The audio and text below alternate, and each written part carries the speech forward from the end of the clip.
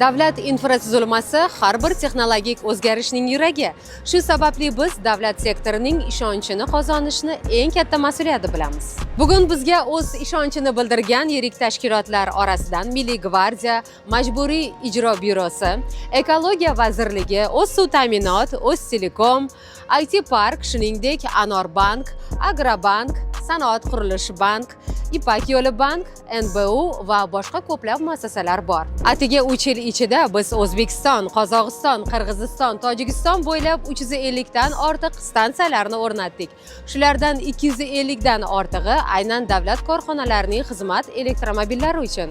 Har bir loyiha aniqlik, xavfsizlik va texnik mukammallik asosida amalga oshirildi. Har bir stansiyaga biz 2 yillik kafolat, 10 yilgacha servis kafolatini taqdim etamiz. Bu shunchaki xizmat emas, bu uzoq muddatli javobgarlik demakdir. Agar sizning tashkilotingiz yoki kompaniyangizga elektromobillar quvvatlash stansiyalarini o'rnatib beruvchi kompaniya kerak bo'lsa, pastdagi izohda bir raqamini qoldiring.